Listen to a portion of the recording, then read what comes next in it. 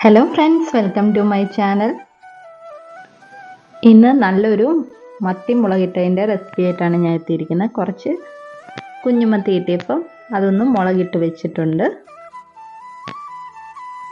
അപ്പോൾ ഇപ്പം മത്തിയുടെ സീസൺ ആയതുകൊണ്ട് തന്നെ ഇപ്പം എല്ലായിടത്തും നല്ല വിലക്കുറവിലാണ് മത്തി കിട്ടുന്നത്. അപ്പോൾ നമുക്ക് ഇന്ന് നല്ലൊരു മത്തി മുളകിട്ടതിൻ്റെ റെസിപ്പിയിലേക്ക് പോകാം.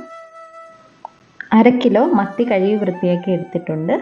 ഒരു ചട്ടി വെച്ച് ഇതിലേക്ക് വെളിച്ചെണ്ണ ഒഴിച്ചു കൊടുക്കണം. അതിനുശേഷം കടുക് പൊട്ടിച്ച് ഉലുവയിട്ട് മൂപ്പിച്ചെടുക്കണം. ഇതിലേക്ക് വറ്റൽമുളക്, ഇഞ്ചി, വെളുത്തുള്ളി, ഉള്ളി എന്നിവ ചേർത്ത് നന്നായിട്ടൊന്ന് വഴറ്റിയെടുക്കണം. മീഡിയം ഫ്ലെയിമിലിട്ട് വേണം ഇത് നന്നായിട്ടൊന്ന് വഴറ്റിയെടുക്കാൻ. എല്ലാം ഒന്ന് വഴന്ന് വരുമ്പോൾ 2 ടീസ്പൂൺ മഞ്ഞൾപ്പൊടി ചേർത്ത് കൊടുക്കണം. അതിലേക്ക് ആവശ്യത്തിന് ഉപ്പും കൂടെ ചേർത്ത് ഒന്നുകൂടി ഇളക്കി കൊടുക്കണം. നന്നായിട്ട് അതും വഴന്ന് വരുമ്പോൾ ഇതിലേക്ക് 4 ടേബിൾ സ്പൂൺ കാശ്മീരി മുളകും 1 ടേബിൾ സ്പൂൺ എരിവുള്ള മുളക് പൊടിയും കൂടെ മിക്സ് ചെയ്ത് ഞാൻ ചേർത്ത് കൊടുക്കുന്നുണ്ട്. ഇതെല്ലാം ചേർത്ത് കൊടുത്ത് ഒന്ന് നന്നായിട്ട് മൂപ്പിച്ചെടുക്കണം. മുളക് കരിഞ്ഞു പോകാതിരിക്കാൻ വേണ്ടി തീ കുറച്ചിട്ടതിന് ശേഷം മാത്രം ഇതുപോലെ മുളകൊന്ന് വാട്ടിയെടുക്കണം. പെട്ടെന്ന് തന്നെ ഇത് വാടിക്കിട്ടും.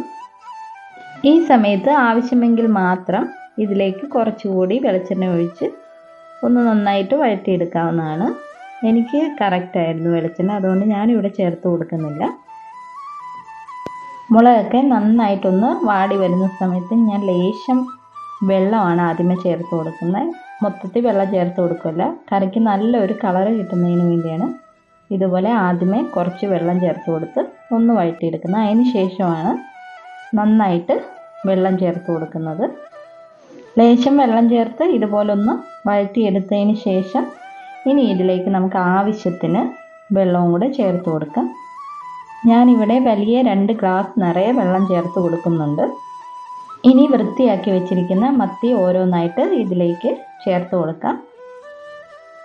തീരെ കുഞ്ഞു മത്തി ആയതുകൊണ്ടാണ് വരഞ്ഞു കൊടുക്കാത്തത്.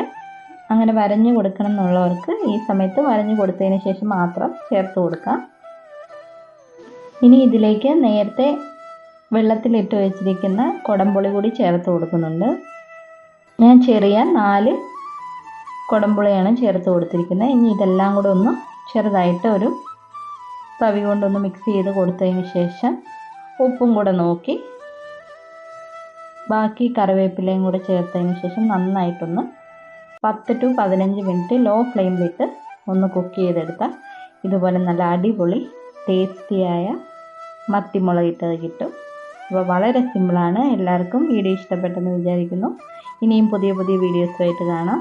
എല്ലാവരും ഒന്ന് സബ്സ്ക്രൈബ് ചെയ്ത് സപ്പോർട്ട് ചെയ്യണേ.